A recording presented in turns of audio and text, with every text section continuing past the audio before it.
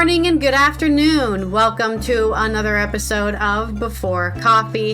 It is Good Tues News Day, the day where we try our best to cover all the good and positive news that are happening in the world and forget about that negative and stuff.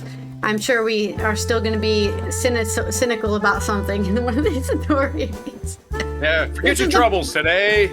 This is the first and only international game show, Before Coffee, a father and daughter podcast where we look up our stories right before we started. We've just got caffeine in our bodies and we're learning to speak and read live on stream. Let's roll that segue, Will, but first, get into today's headlines.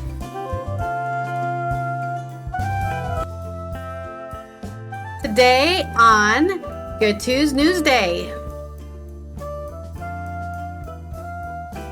When a family welcomed a man into their home at Christmas, they never thought he'd stay for 45 years. Sounds good. Is he still there? Oh. Only one story. And we also... there you go. We also have the Colorado Department of Transportation completes construction of the wildlife overpass on Interstate 25, and no joke, comedy writer nabs Trump Kennedy Center websites. That's right. That idiot forgot to register their website. In Hungary, farmers battling... In farmers battling ever drier conditions, Tapas spas overflow water for help. This is all about the people trying to save water in Hungary. And in a longer story I'll try to make shorter, hikers spot a speck of black on a mountain and realize it's a dog. Let's finish that story. It's national.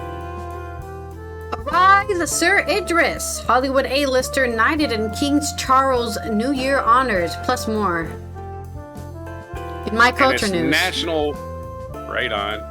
And it's National Bicarbonate Soda Day and also National Bacon Day. So eat so much bacon that you need some Alka-Seltzer, or you know what that stuff is. It makes you belch a lot.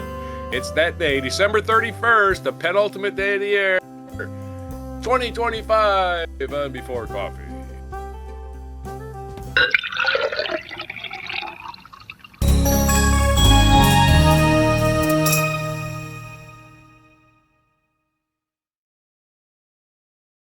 See what everybody else is putting in the news.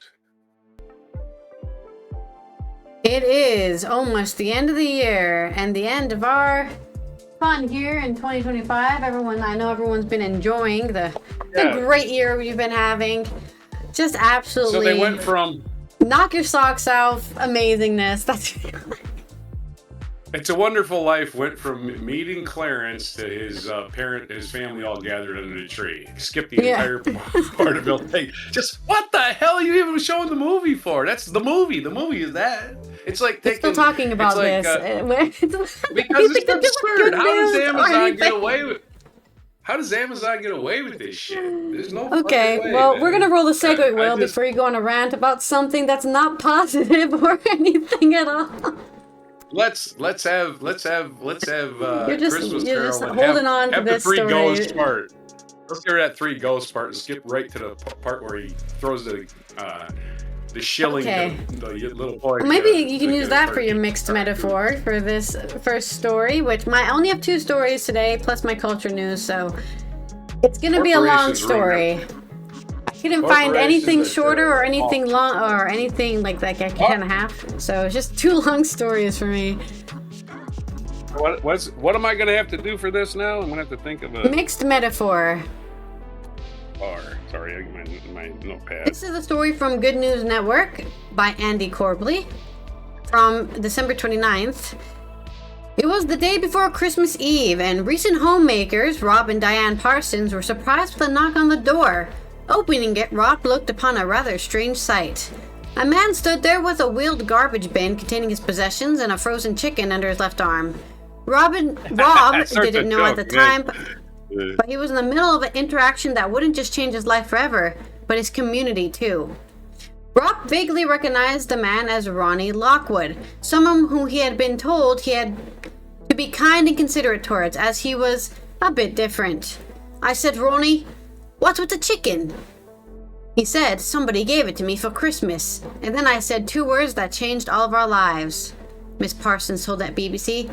I'm not exactly sure why I said them. I said, come in. Lockwood was not a native of the Welsh capital of Cardiff, as Parsons was. He had been sent there from 200 miles away at 15 years old to attend a school for the subnormals, where he had no friends, no teachers who knew him, and no social worker. The autistic youth then floundered between homelessness and odd jobs, and was already 30 by the time he knocked on the Parsons' door. Talk about completely failing society right there. Wow, I'm glad we have a government to make sure that everyone in the country is given, warm houses to live in. Nah. Oh, he's autistic. Just let him live in the streets. Yep, that's America, too. Very typical of the UK, honestly. That's the outburst typical capitalism of Christmas empty did indeed change the family's life forever, as Ronnie Lockwood became, as the British say, part of the furniture, living there a full 45 years as a member of the family before dying from a stroke at 75. Only once in 45 years did Rob and Diane ever consider asking him to leave, and as strange as their arrangement appears to others, it never bothered them. Recounting their late and dearest friend, the BBC, the parents of 2 and grandparents of 5 described him as kind of amazing and remarkable help with the kids. He had a great heart, Ronnie. He was kind. He was frustrating, said Diane. Sometimes I was his mother, sometimes I was his social worker, and sometimes I was his carer. Somebody said to our children one day, how do you cope with Ronnie when your friends come to the house? And they said, well, we don't think about it really, it's just Ronnie. On the first Christmas, Parsons had asked his friends and family to get some simple presents for their visitor, who in turn overwhelmed with emotion from the kindness shown to him by the strangers. As it was the time of year he always looked forward to, during which he volunteered often at the nearest church and bought for Rob and Diane the same Marks and Spencer gift cards everywhere, with as much delight in watching them open it as during the last. It wasn't long after Lockwood arrived with the Parsons, who were there without children, sought advice of what they might be able to do to help the man get a leg up. They were advised by a social worker that in order to get a job, a worker must have an address. Mr. Parsons noted the irony in that statement, that you have to have a job to afford an address, a catch-22 that many homeless people never escape from. They eventually got Lockwood a job as a street cleaner and bought him his first new set of clothes since he was a teenager. Every morning, Mr. Parsons, a lawyer by profession, would leave the house an hour early so he was able to take Lockwood to his job, an arrangement that lasted for years. Lockwood was described as being an irreplaceable help with their children when their children were born, and meticulous in his attention to volunteer work at the local food bank and parish church. After his death, a new $2 million well-being center, I'm sure that also is in pounds something. It's weird that they say in dollar when we're talking about Wales, but included facilities for the unhoused and homeless attached to the Glenwood Church in Cardiff was named the Lockwood House after Ronnie, who left it some £52,000 in his will. This story is a reminder of how much a simple act of kindness can change the world, whether your own, those of your family, or your community. And also, how easy it is to help somebody, right? They just let this man live in their house for 45 years. I mean, he had a job and everything, right? He was just a roommate, really. And nothing bad happened because of that, right? Too many people are scared to help other people out because they think it's such a chore to do. Guess what? Caring about your fellow human beings is a chore. It should be a chore. Really? I mean, it shouldn't even be a chore, honestly, because it's just a normal thing to treat people nice and care about them. I don't know. I'm probably the weirdo here.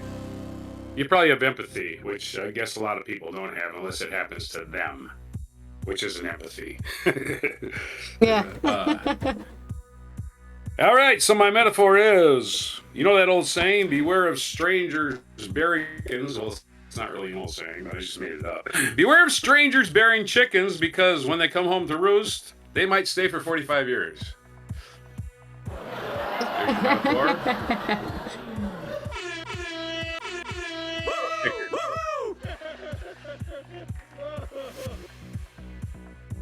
Thank you, A Jordan. frozen Thank chicken. you. I'm gonna give this homeless man a chicken. I'm sure he'll figure out how to cook it somehow. Another day, another chicken joke. Okay. Indeed. Okay, that's my only story. Let's roll the wheel for Oh, all you. right.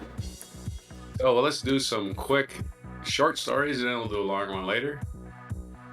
And it's gonna be Updating limerick.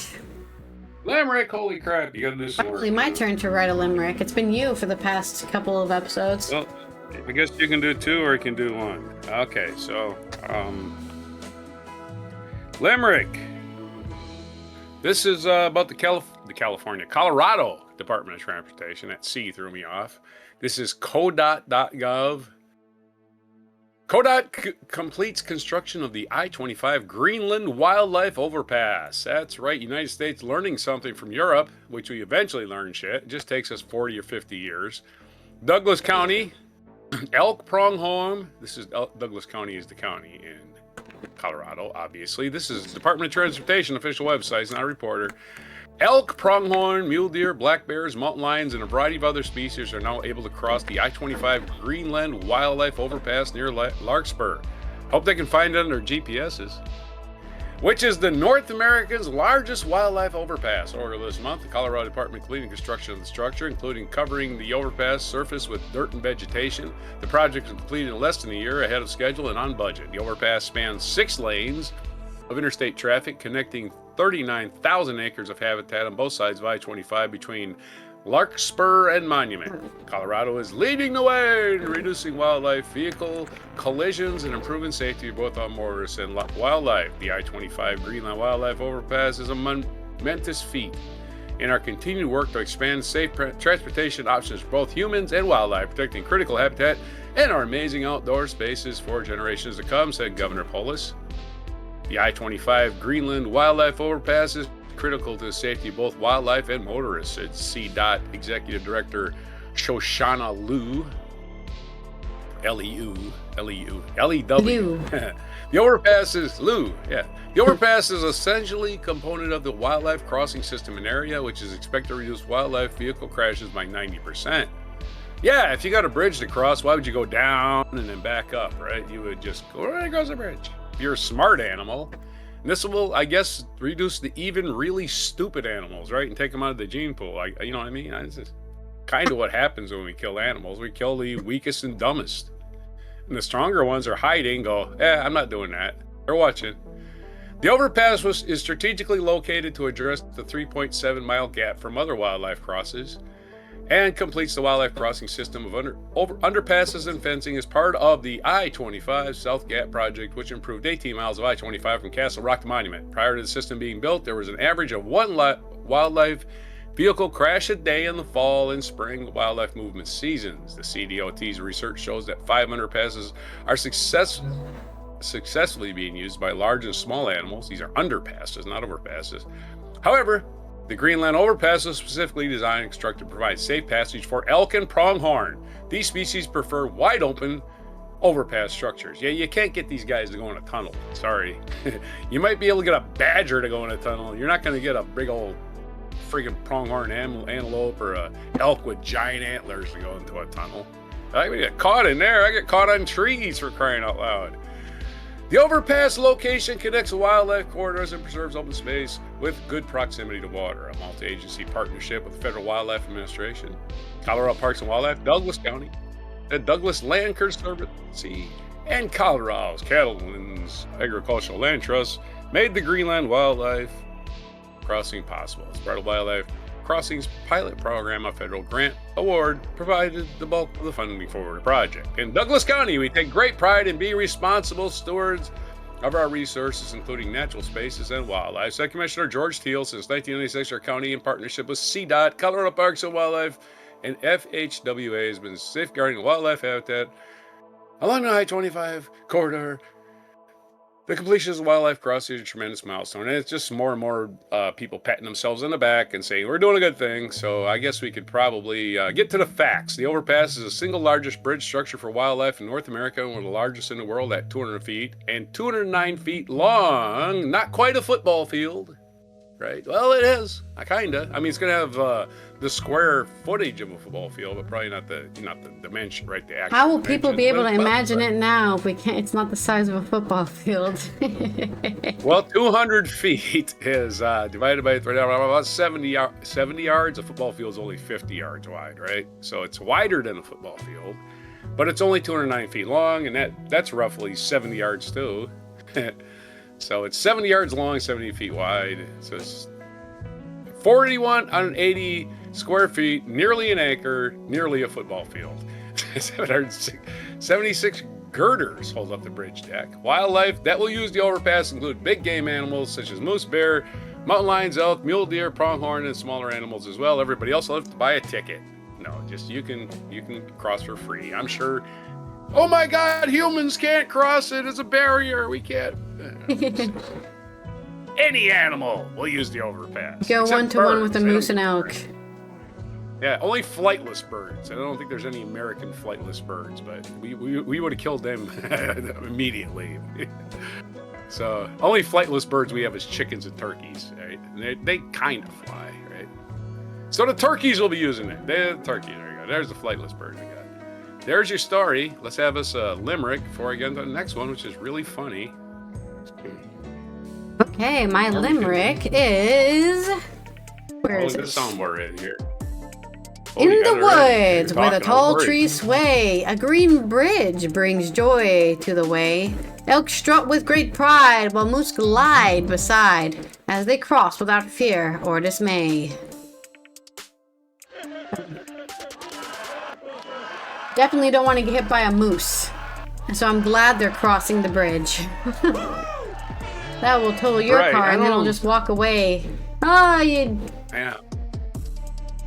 Elk will do you in too, but I don't know if there's even moose. Did we mention moose? I don't know if there's moose in Colorado. There might be. I don't know. I might have skipped over it. Anyway, yeah, I swear you said elk and moose at the beginning of one of your sentences. Hey, just because they haven't seen a moose doesn't mean it's not there, right? It's like Wisconsin's got probably 50 or 60 moose, but I've never seen one, right? Doesn't mean they're not there. Yeah, you don't want to see one. You should be happy about that. You want to see one when you're protected somehow, like in your car. Moose typically don't attack your car. This is from dailycodes.com. This is from a few days ago. No joke comedy writer nabs Trump Kennedy Center websites when Sticky the Clown gloats online about the galling rebranded Trump Kennedy Center. He might face some challenges. It's written by, the person writing this is Alex with an I, Breeden of the Daily Kos staff. When Trump gloats online about his galling rebranded Trump Kennedy Center, which is actually the Trump Kennedy Memorial Center, which you have to be dead to be in a memorial. So what's he planning? And anyway, that's because the Trump Kennedy Center. I'm just try this again. When Trump's gathering gloats online about his galling rebranded Trump Kennedy Center, might face some challenges directing people to its website. That's because it's already been taken. Toby Morton, former South Park and Mad TV writer, wrote for South Park. That's interesting. Told Daily Kos on Friday that he saw the writing on the wall back in August and decided to scoop up both TrumpKennedyCenter.com and TrumpKennedyCenter.org. Once you spend enough time watching branding, ego, and history collide, the joke basically writes itself, Martin said. The comedy writer has a knack for using his creativity to predict and buy domains that might be of use to politicians down the road. Martin has used his resources, most of which come from supporters' donations, to purchase website domains to point out the absurdities of right-wing groups and personalities like Shady Vance, Moms for Liberty, Moms for Child Molesters, it turns out that organization is, and Representative Nancy Mace, look at me, I can have sex, which is what she's always bragging about. Like, oh yeah, you can have sex, good for you, lady. Just like everyone else can. Nice. And with the Kennedy Center, the comedian struck satirical gold last week, and Donald Trump announced his illegal name change. However, Martin wasn't exactly enthusiastic when he realized that his prediction came true. I sighed. I stared into the middle distance and thought, of course it did, he said. What's to come for the domains remains to be seen, as the site's still empty today. sits still empty, but from the purchase alone, Morton has already gotten plenty of reactions. While he has received numerous anonymous offers to purchase other domains he owns, he hasn't received any buyout requests for the two Kennedy Center gems yet. But Morton has never been on his comedic mission for cash. Instead of money, Morton's end goal is to use the power of laughter to highlight ludicrous actions coming from all political persuasions. I don't care what side you're on, I'm going to make fun of you, Morton told Daily Kos in the April interview. We do something funny.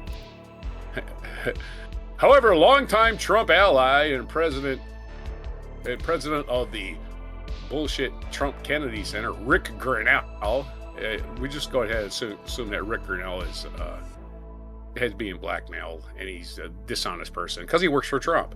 Anyway, he disagrees with Morton jokes. Support for the arts should be bipartisan, so it's shameful that the radical left keeps boycotting the arts to make a political point. Yeah, we're not boycotting the arts. We're boycotting Trump, you stupid bastard.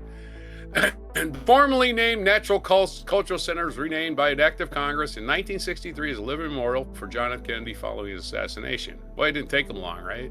He was killed at the end of 63. They had already renamed it by the end of the year.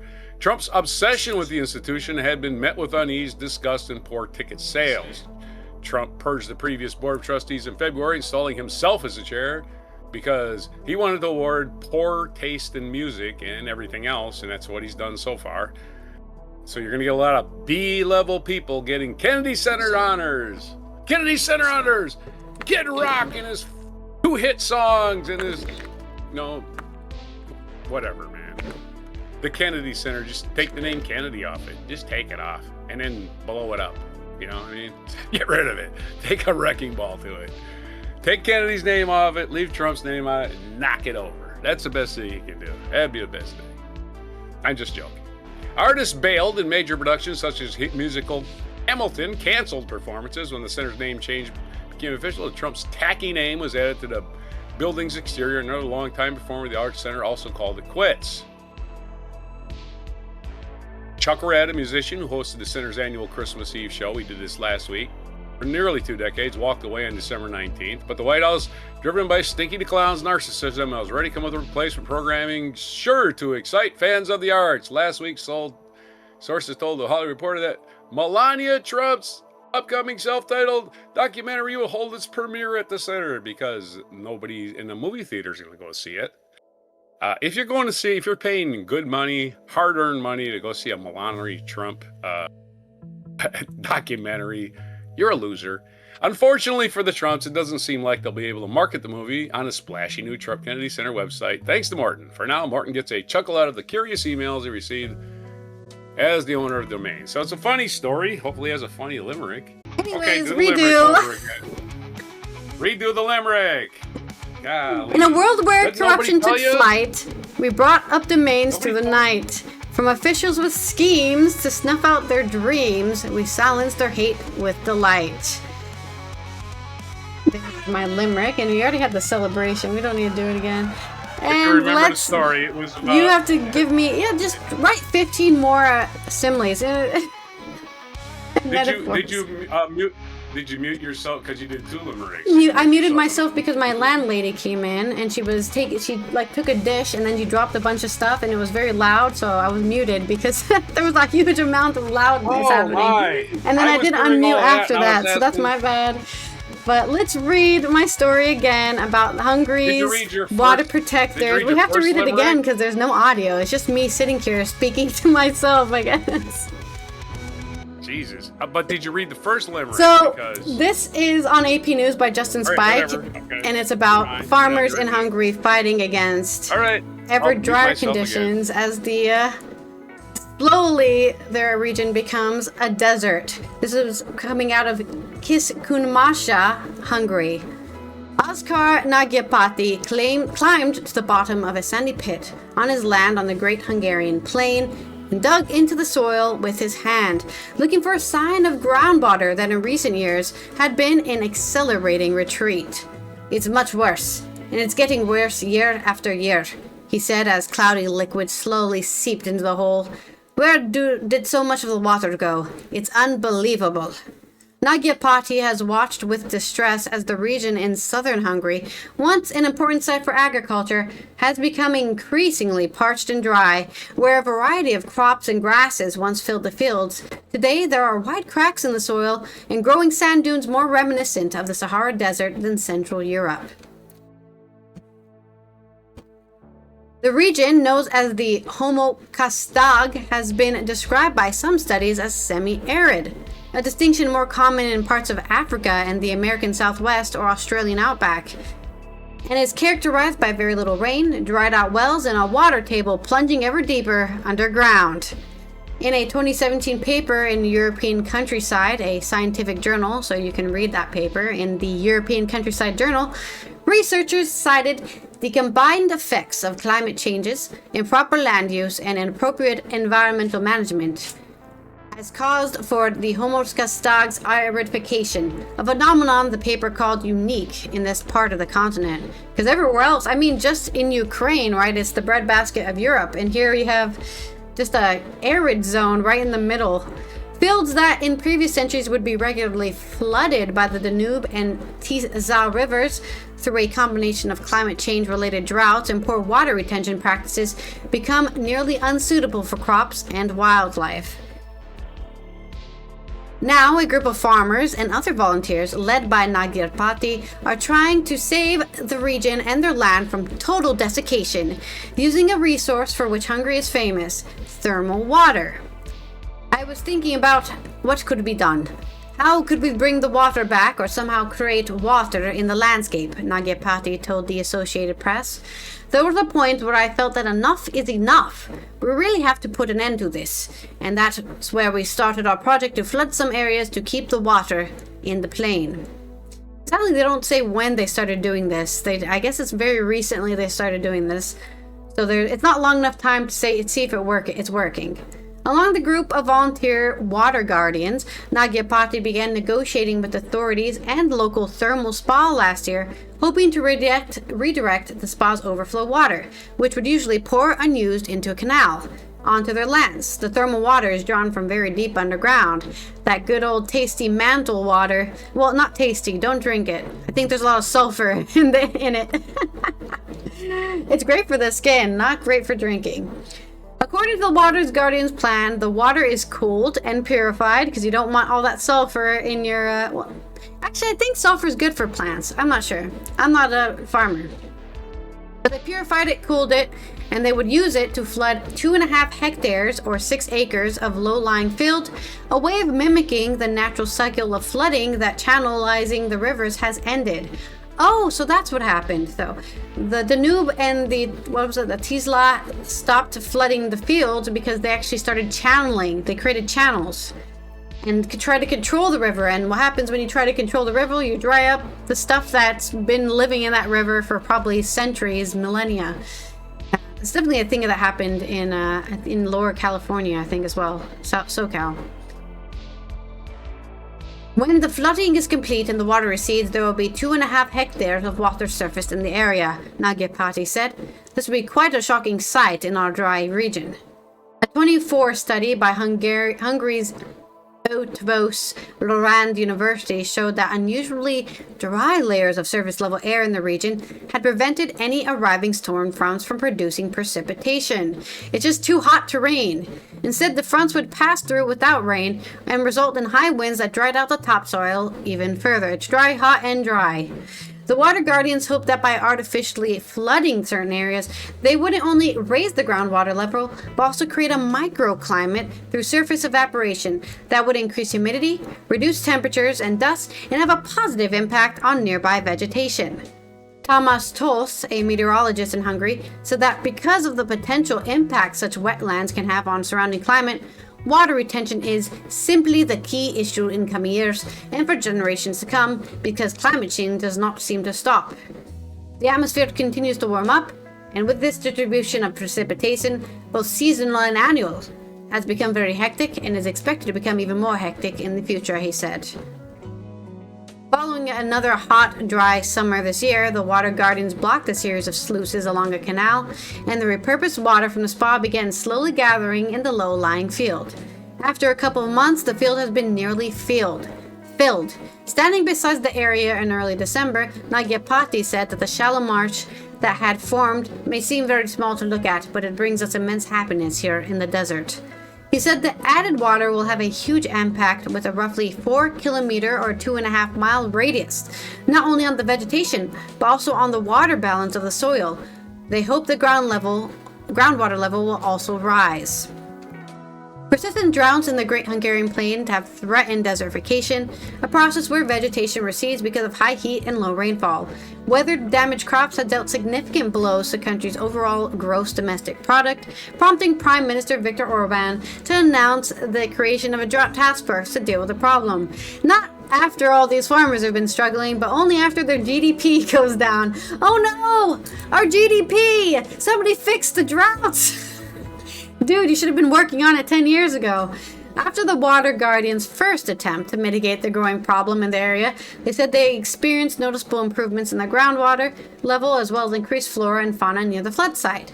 The group, which has grown to more than 30 volunteers, would like to expand the project to include other flooded fields and hope their effort can inspire similar actions by others to conserve the most precious resource, water. This initiative can serve as an example for everyone. We need more and more efforts like this, Nagyapati said.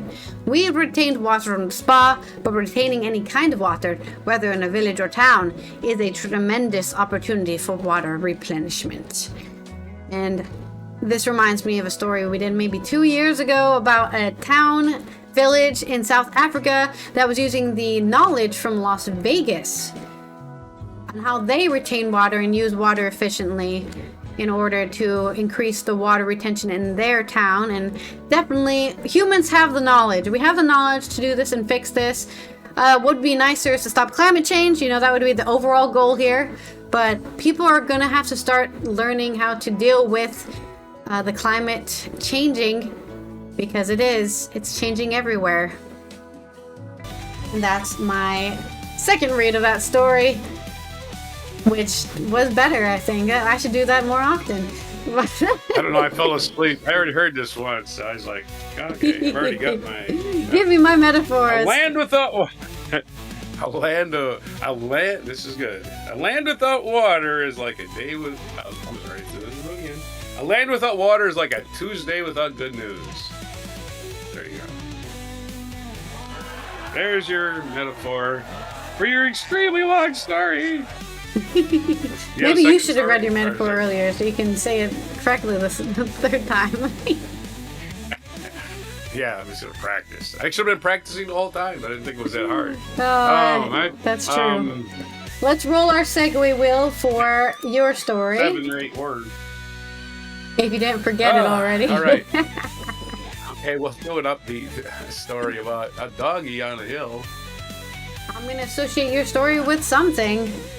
So give it to me. Associate it with something. Hopefully it's still there after all my continuation of... my Lord, where'd it go? It disappeared. Okay, so this is a story from the greatergood.com blogs. Hikers spot a speck of black on a mountain and realize it's a dog. And I don't think it's as long as the story is as long as they claim it is. I think they think I'm going to read all the captions.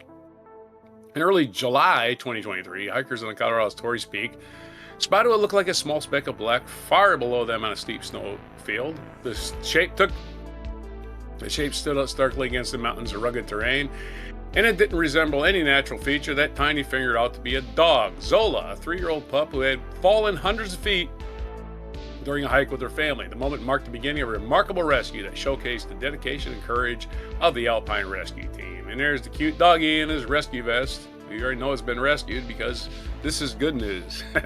The story, which unfolded in one of Colorado, we're back in Colorado, most popular hiking routes, carries an emotional weight that's hard to ignore. I found the details striking. Zola had been missing for 8 hours after tumbling down a mountain, yet she was found alive, alert, and even wagging her tail when rescuers reached her. For both her family and those who followed the story, is a moment of profound relief and hope. According to Angela Weidler, a member of the Alpine Rescue Team, spoke with the dodo. The dog's family had contacted emergency services in a panic after watching Zola fall from the summit area of Torrey's Peak. They had briefly seen her head appear about 30 feet below. She disappeared again from view. The situation was grave, and when Wilder and her team of 25 rescuers arrived, they were met with somber atmosphere.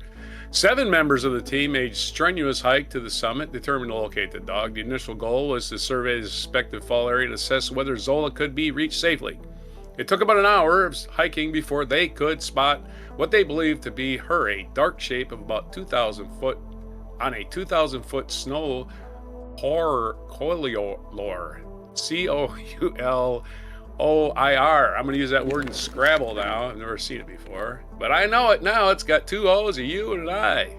I've had that in Scrabble, or Words with Friends. And I'm like, what do I do with these? Now I know. Though they couldn't be certain from the distance, some rescuers thought they saw movement, which was enough to justify continuing the search. When the team finally reached the edge of the look down, they were stunned to find Zola alive. Imagine our surprise and absolute delight when we peeked over the edge and saw there she was, alive and wagging her tail. Well, they said the dog had fallen nearly 600 feet and was perched atop of a steep snowfield just below a 15-foot snow wall backed by a rock face. Rescuers quickly formulated a plan to reach her. After evaluating the terrain, they built a series of anchors and lowered Wilder by the rope into the corridor. She then traversed 40 to 50 feet across the snow until she could reach Zola. The dog was visibly distressed, crying, shaking, and initially resistant to being handled. She grunted at me several times as I tried to load her into the bag. Wilder recalled, knowing that Zola seemed unsure of her rescuer's intentions. Wait, that's a legitimate doggy bag. They're going to eat me. No, probably not. But the dog soon calmed down and allowed herself to be carried. Zola had suffered significant abrasions to her stomach, hind legs, and buttocks. She was unable to put weight on one of her legs, but her condition was stable enough for the team to begin the journey down the mountain. Once back on the flat ground, she was placed in another rescuer's backpack for the hike out. Remarkably, she remained calm for the entire descent. She was as cool as a cucumber and didn't make a peep. Yeah, pain does that to dogs. They just kind of keep to themselves, right? The reunion between Zola and her family was filled with gratitude and emotion. After hours of uncertainty and fear, they were finally able to hold their dog again, thanks to the tireless efforts of the Alpine Rescue Team. The successful outcome of this mountain dog rescue serves as a powerful reminder of the importance of preparation for both humans and their four-legged companions. Now, what do you do about it? What preparation can you have for your dog taking a leap off the cliff? A leash? Maybe? I don't know. But you don't figure your dog's dumb enough to do that, right? Wilder offered thoughtful advice for dog owners who enjoy hiking with their pets. She emphasized the need to understand a dog's physical limits and to recognize when it might be best to leave them at home. Using a leash in dangerous areas or where wildlife is present can prevent accidents. She also recommended being ready to turn back if a dog shows signs of fatigue or illness. You're prepared to unexpected illness and injury and pack the essentials you may need for yourself and for your furry friends. There's your story. There's only a couple more paragraphs. I can finish those. The story of a dog rescued from a mountain cliff is not just about survival. It's about community preparedness and a deep bond between pets and their people. For hikers and dog lovers alike, it's an important example of how quickly a joyful outing can turn into a life-threatening situation and how the right response can make all the difference. Thanks to the Alpine Rescue Team's skill and compassion, Zola's tale ended in safety and joy. Her family can now look forward to more adventures together. Hopefully with few precautions in place. For anyone planning to hike with dogs in Colorado or similar rugged terrain, Zola's experience is a powerful lesson to both the risks and resilience found in the great outdoors. Do you think the dog learned anything? That's my question. But there's your story. I'm never gonna trust this guy again. Dog's like, oh, cliffs are dangerous, but I fall in some snow. It looks like soft and stuff. It couldn't possibly do damage to me. Yeah, my associate is actually a story we did maybe months ago, which is a similar story. There's somebody who took their dog for a walk and it decided to walk off a cliff. Lucky for that dog, it also landed in like a little alcove on the cliffside, so it didn't fall all the way down the cliff. But yeah, you gotta be careful. Dogs, not all dogs are smart. You have to remember that dogs are kind of like 4-year-olds.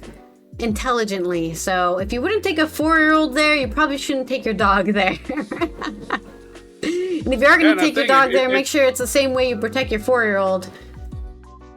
And unless your dog's well trained and if you have it not on a leash, man, it's going to chase everything. Oh, it's a rabbit. Oh, it's a squirrel. Oh, it's a chipmunk. Oh, it's a mouse. Everything. Because their vision's not that great. Yeah, nothing's scarier than your dog being unleashed and then just running off and just like, oh. Oh, he's not coming back. Especially those dogs that just follow their nose, right? If they're just following their nose, they're just going to go off into the fucking wilderness and forget you completely. Yeah. Put a leash on your dogs for their own safety. They might get torn apart by a mountain lion. You just have to stand there and just watch. That's the only choice you're going to have. You're going to defend them? No, you're not. Unless you want to. I mean, the mountain lion don't care who it kills, right? You would defend it. Well, I mean, I don't know if I told you this, but when I went to Maastricht over the weekend, right? And when I was up there on the tallest hill in the Netherlands, because they don't have mountains here, it's the tallest hill, there was a bunny. Not a rabbit, not a hare, a straight off, obviously pet bunny up there. And because I know it wasn't wild because it walked right up to me and then did its little nose animations and then walked away. And I'm like, somebody abandoned their bunny up here. That's all I can think. Somebody abandoned their bunny or escaped. Well, no, somebody feeds them. That's what happens. Yeah. No, it's the same thing with squirrels. You go to, the squirrels in the wild aren't going to come near you. But if you go to a public park, because people feed them all day, they'll come and steal your food right off your plate. Yeah. At least in the United States. Luckily enough, the winter is very mild here, so it's not going to freeze to death or anything. But I feel like I don't know who to contact to be like, hey, there's a bunny up there in St. Peter's Monastery, You got to call, I think there's an Elmer Fudd regional office, right? No? Gonna kill the rabbit. Okay, let's have a ruler segue wheel spin for my culture segment. Wabbit, the wabbit, gonna kill the wabbit, the wabbit, the wabbit. Sorry. What's my spin? It's a joke. Tell me a joke. Yoke. This story is coming off of Euronews. Culture by Tokunbo Salako with Associated Press. People have been named in Charles III's New Year's honors list, including Idris Elba, who's been knighted, or is going to be knighted, I should say, in recognition of his work to reduce knife crime and poverty and promoting education. So it's not just because he's famous, but because he's actually doing something for society. Not that artists don't do anything for society, but a little bit something more deeper than just entertainment. It's the most wonderful time of the year if you're among the chosen few to make Britain's New Year honors list, an annual tradition that rewards people for their contributions to public life. Britons ranging from Hollywood A-listers like Idris Elba and Cynthia Erivo to a 102-year-old judo instructor have been named in King Charles III's New Year's honor list. Elba, who starred as a drug dealer in The Wire and the President of the United States in A House of Dynamite, was knighted for his services to young people after he and his wife, Sabrina, founded the Elba Hope Foundation to target issues such as knife crime, education, and poverty. The actor accepted the honor on behalf of the young people he served by the charity. I hope we can do more to draw attention to the importance of sustained, practical support for young people and the responsibility we all share to help them find an alternative to violence, Elba said. Jane Torval and Christopher Dean, the icing dancing duo who won a gold medal in the 1984 Winter Olympics in Sarajevo, were awarded top honors, with Torval receiving a damehood and Dean a knighthood. I guess for being great at performing bolero on ice. I'm not sure. They're great ice skaters. They're keeping the sport alive. Cynthia Erivo, one of the stars of Wicked, and was named a member of the British Empire, or MBE, for service to music and drama. One of the most common thing British actors get is an MBE. John Hearn, who goes by the name Judo Jack, received the British Empire Medal after the Guinness World Records recognized him as the world's oldest judo instructor. Really? The guy living in the UK is the oldest judo instructor? Not sure about that one, Chief. Not sure about that one. In total, 1,157 people have been recognized among England's victorious women's football and rugby teams. The comedian and actress Amira Sile is made a dame, while Willow and Return of the Jedi actor Warwick Davis gets an Officer of the British Empire, an OBE.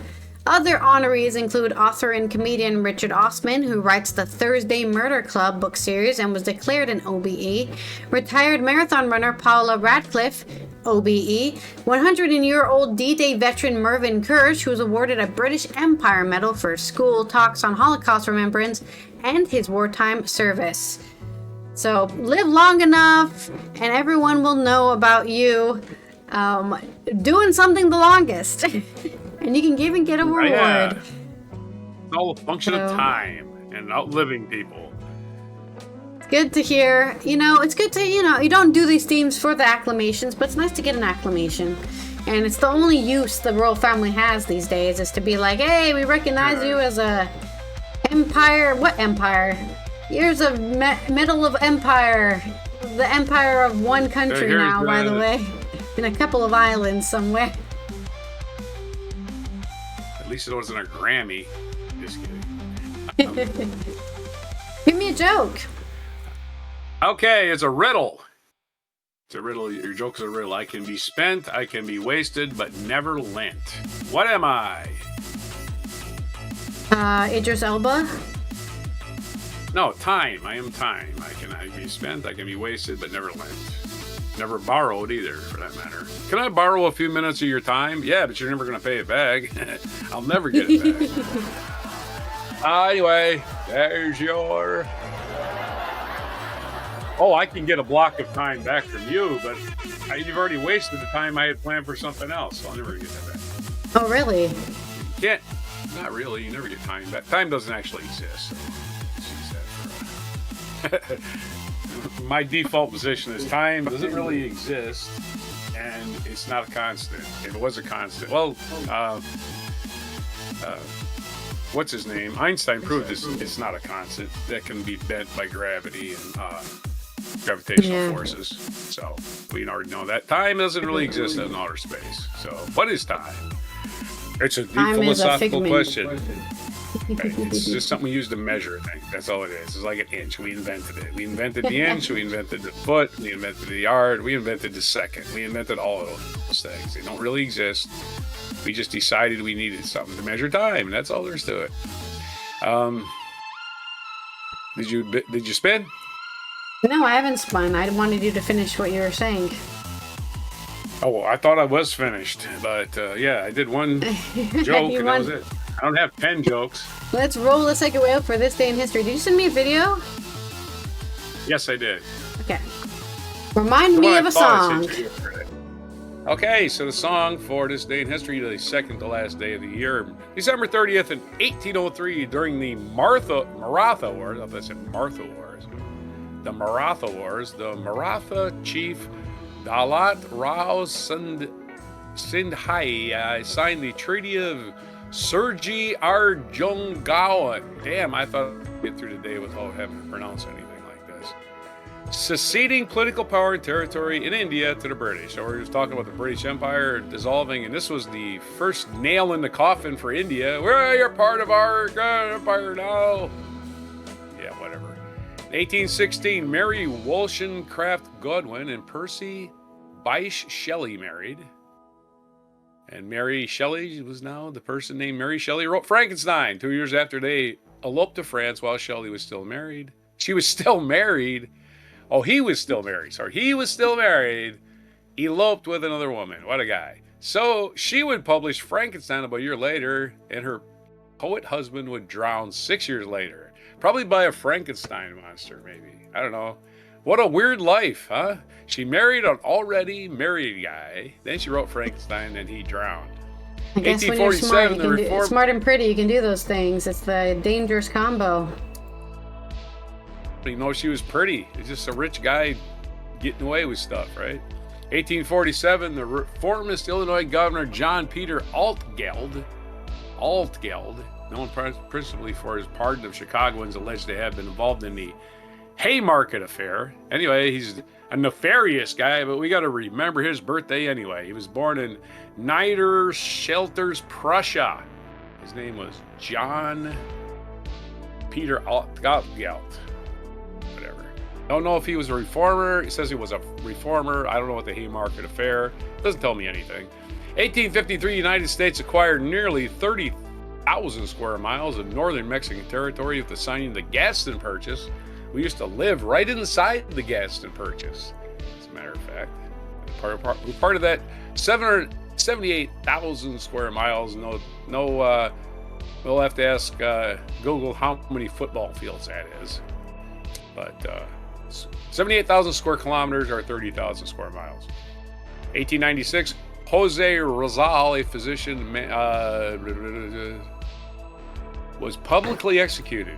Yeah, he was publicly executed by the Spanish rulers of the country enraging and united Filipinos. A physician, he's a man of letters and our leading spokesman for the Philippine Reform Movement, was publicly executed. He been convicted of sedition, which is a made-up crime, just completely made up, after an insurrection in the Philippines, which had no direct role. Yeah, sedition is just a made-up crime. It's not a thing. 1902, British naval officer and explorer Robert Falcon Scott, in company with Ernest Shackelford and E.A. Wilson, set a new record for reaching the farthest point on the Ross Ice Shelf, the head of the Ross Sea in Antarctica. The Ross Ice Shelf and the Ross Sea. I'm guessing some guy named Ross got there first. Maybe died there. 1916, Grigory Rasputin. We know Rasputin, we know he was. The guy wouldn't die. He was murdered by Russian conservatives, reportedly poisoned, shot, and then drowned. Now they got it drowned. I wonder if they knew Shelley. And then he came back in that film drowned, and then was a zombie or something. Yeah. Rasputin was the first Jason, the guy in Friday the 13th who never dies. And they drowned the Siberian mystic in an effort to halt his influence over Empress Alexandra and the royal family. Little did they know, Alexandra and the royal family had merely minutes to live themselves. So, this is 1916, right during the Russian Revolution. 1922, the Union of Soviet Social Republics was established with its capital in Moscow. That hasn't changed. I wonder what their capital was before that. No, it's just the capital of Russia. Now it's the capital of the Union of Soviet Social Republics, or the USSR. Reminds you of a song. Haha. 1975, Tiger Woods was born in Cypress, California. The first player to win consecutively golf's 4 major tournaments, the Masters, US Open, the Open Championship, which is what the British call it, the British Open, and the PGA Championship. But, yeah, he was the first one to win those consecutively, not in his career. And he's won all of them multiple times. Tiger Woods is the best golfer to ever play, ever. He just can keep it in his pants, so he got a lot of trouble. Great example of being good at a sport does not indicate you're a good person, okay? No, right. But for some reason we get that mixed up in our head. You know, we think, oh, they're good at sports, they must be great. No, they're just normal like everyone else. Yeah, Tiger Woods never should have got married, is what I'm saying. He wasn't done playing around. He should have never got married. Now his wife has millions and millions of dollars that she didn't earn. She just married Tiger Woods and had a couple of kids. 1984. Well, I guess she earned it that way, to be fair. And she also attacked him with a golf club and almost killed him. Let's not forget that part. No, the charges were not pressed, by the way, because Tiger's like, fuck it, I had it coming. 1984, LeBron James, one of the greatest all-around basketball players of all time, was born in Akron, Ohio. Happy birthday, LeBron James is officially an old-ass motherfucker. He's 41. Sorry, you're just old, man. Retire. Your kid's playing. Not that he's playing good or he plays often, but he's in the league. It's time to go. It's time to go. You're not taking anybody anywhere, LeBron. It's, you got some championships, you got some rings, you got some MVPs, you got all that scoring titles. It's time to just go quietly into the good. Just become something else. Become something else besides something the Lakers have to continually respond to. Far be it for me to tell somebody who is 22 years younger than me that you're too old, but yeah, you're too old. 1986, the British government announced that electronic sensors would begin to replace canaries as early warning detectors of carbon monoxide in coal mines. Canary Union, big victory for the Canary Union, finally got organized in 1986. The canary in a coal mine, that old metaphor. 2014, Louise Rayner, the first person to receive 2 Academy Awards for acting, died at the age of 104. You were talking about the 102-year-old guy. Whoa, here's somebody that lived to be 104 and has 2 Academy Awards. Holy smokes, they must have been a long time ago. Louise Rayner. Louis Rayner. If anybody ever Sounds asked French. you who was the first person to win 2 Academy Awards, there's your answer. And she lived to be 104, so she could brag about it all that time. She could spend all the time. Guess who I am? I'm the one that won the first. Oh, God, Grandma's going out her stories again. Codex Justinianus was born on this day, I believe, in 533. No, maybe not. That's not a person's name. The major elements of the Code of Justinian went into effect, according to many sources, on this day in 533. Developed between 529 and 565, this collection of laws and legal interpretations rationalized the confusing tangle of existing Romans rationalized their stupid laws. And it provided a foundation for civil law that is practiced in Europe and Latin America today. Well, the civil law that's practiced in America today is rich people get away with everything and poor people go to prison for being poor. That's the law in America. You notice how this says it's the law practiced in Europe and Latin America. I hope they got better laws than we do. So our laws boil down to, you're poor, you go to jail, you're rich, you can do whatever you want to. Feature biography, Patti Smith, born in this day. We know Patti Smith's punk rock icon. Because the night belongs to lover. A punk rock icon whose biggest hit was a Bruce Springsteen song, right? This is funny, right? December 30th, 1946, her birthday. She's age 79. She was born in Chicago. Other birthdays today. It's a big day for athletes we did, right? We got Tiger Woods and LeBron James at the same birthday, which is mind-boggling. Guess you should have been born in December, huh? You become an athlete. December 30th.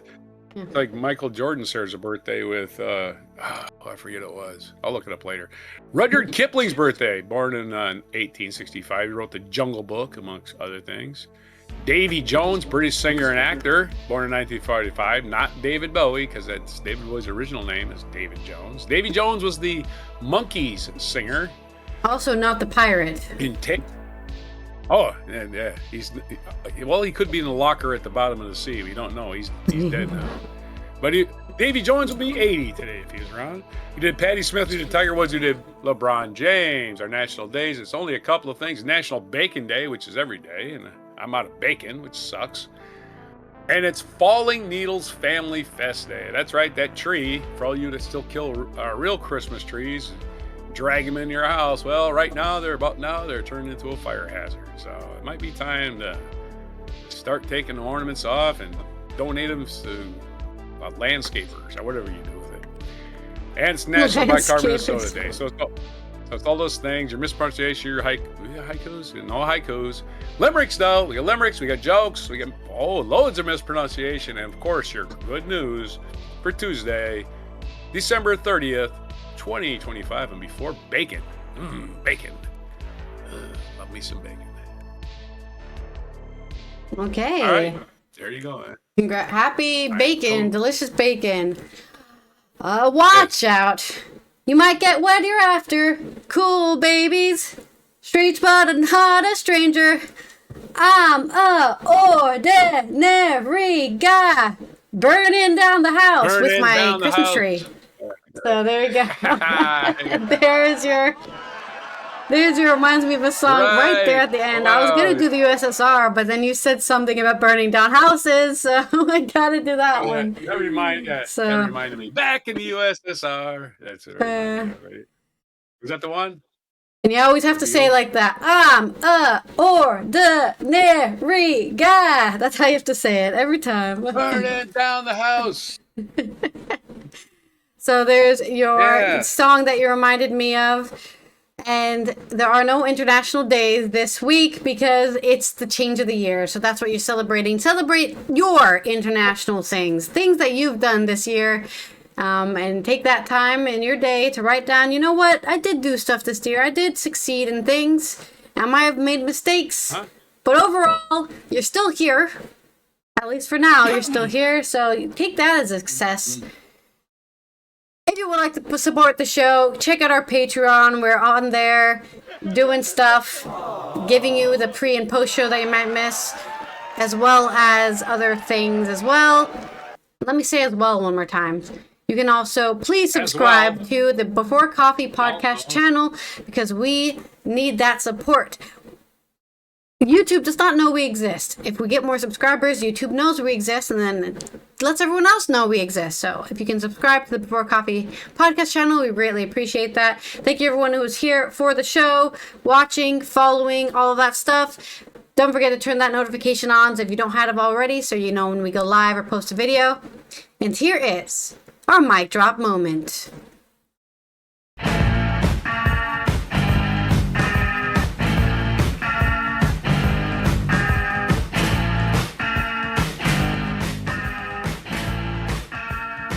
And why are we watching this again? Bridget Bardot. Okay. The reason we're here, she's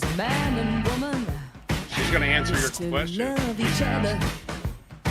She definitely has a very unique voice. Like, I can spot her voice in a crowd, you know?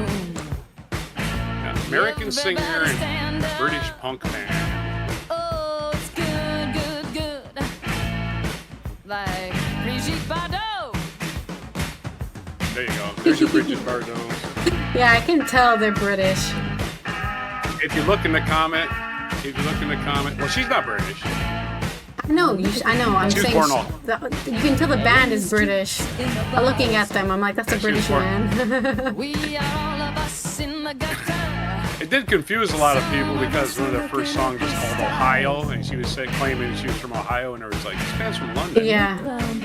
It's from Ohio. Life is unkind. Life is unkind. I like this But we song. keep getting up. Over and over and over and over and over and over and over and over and over. And what were the Pretenders pretending to be? Punk bands at the time just gave themselves a name like this, right? The Pretenders, the Clash, what? Anything that had a connotation of not being the thing you wanted, right? I want elevator music. No, you're getting the Pretenders, you're getting the Clash, you're getting the Jam, you're getting the Sex Pistols. Things you don't want to listen to, they're calling down.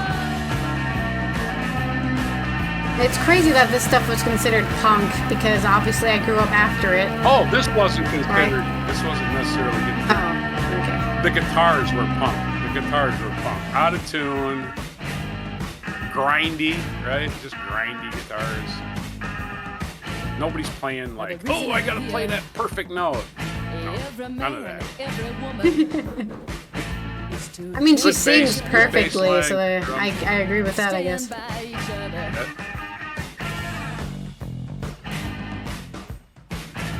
When love walks in the room, everybody stand up.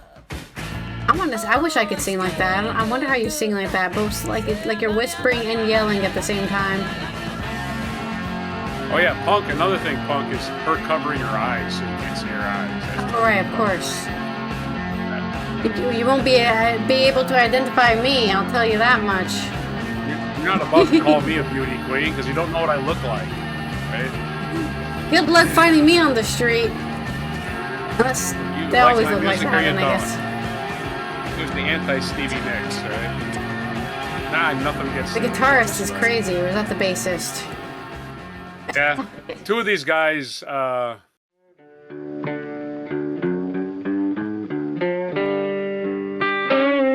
Be sure to hit the like, subscribe, and notify buttons, and follow our other channels: Toxic Alley, History of Gravy, and Scratchy Old Records.